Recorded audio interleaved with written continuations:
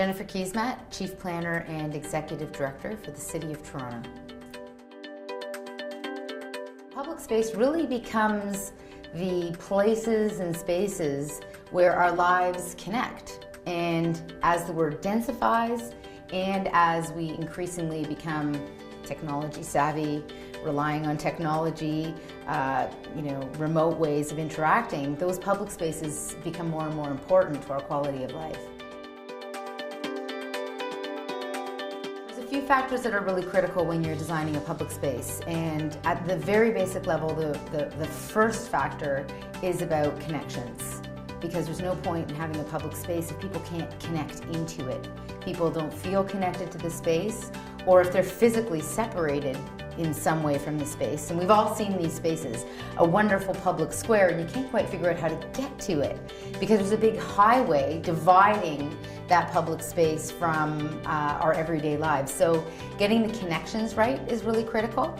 The second I would say is the character, because there's all different kinds of public space. You can have little squares and piazzas, places where a lot of people gather, and then you might also have public spaces that are places for sidewalk cafes, or public spaces that are places for playing baseball. Each one of those spaces needs to be designed in a different way if it's going to be effective and it's going to work. Getting the design right is about ensuring that we understand the use and the character of that public space.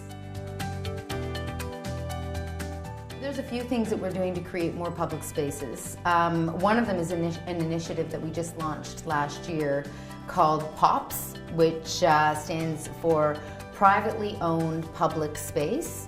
And the idea here is that as sites develop in the city, and some of those sites are actually pretty large, as those sites develop in the city, that we will secure on private land publicly accessible spaces. So that as the public walking down in the street, you might go, oh, there's a really interesting little park. I'm going to go sit and eat my lunch in that park, or a little area for children to go play.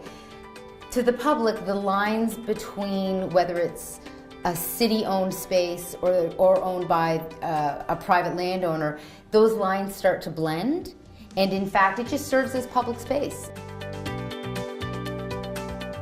One of the biggest barriers to creating better and more innovative public spaces is in fact that we do have a tremendous amount of development taking place, and a lot of our land is privately owned. And so there's a tussle that goes on, a real negotiation that goes on to try and take back some of that land to ensure that it continues to be a public amenity. So that's a pretty big barrier. Another big barrier I would say is on the funding side. We don't actually fund our park system very well. We did a generation ago, but really since amalgamation, we have been consistently under-investing in our public spaces. Well, the budget we have today for civic design is smaller than the budget was 15 years ago for only the old City of Toronto.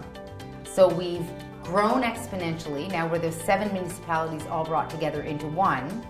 And at the same time, we are growing, our population is increasing exponentially, but we're not investing the way we used to invest in the past in those public spaces. And you can see it in the public realm, and that's a really big barrier. We need to raise the awareness around how important public spaces are to a high quality of life. One of the best ways that emerging leaders can get involved is to identify first what your passion is, what you're passionate about.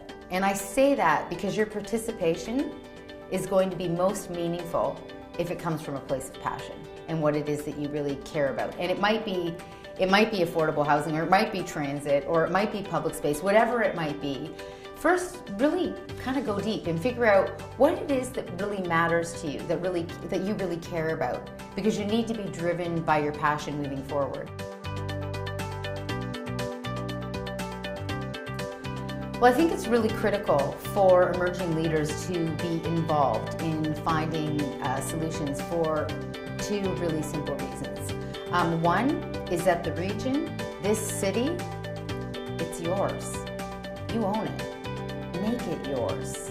You don't want it to be a region in a city that is based on a series of past outdated ideas.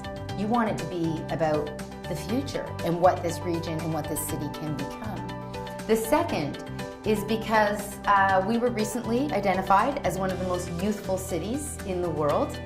New York came second, Berlin came third, so we in fact are a youthful city. Young people between the ages of 18 and 35 are in fact the fastest growing demographic in the city of Toronto. And yet, young people between the ages of 18 and 35 have the lowest participation in our political processes. So there's a big disconnect.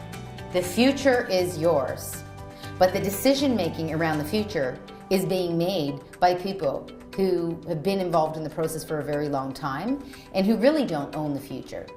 So there's an opportunity, and it's critical for emerging leaders to grasp onto this, to take ownership over the future of their region and over the future of this city, and to inject progressive ideas that are based on thinking really carefully about the future into the dialogue, because otherwise the dialogue is going to be very one-sided.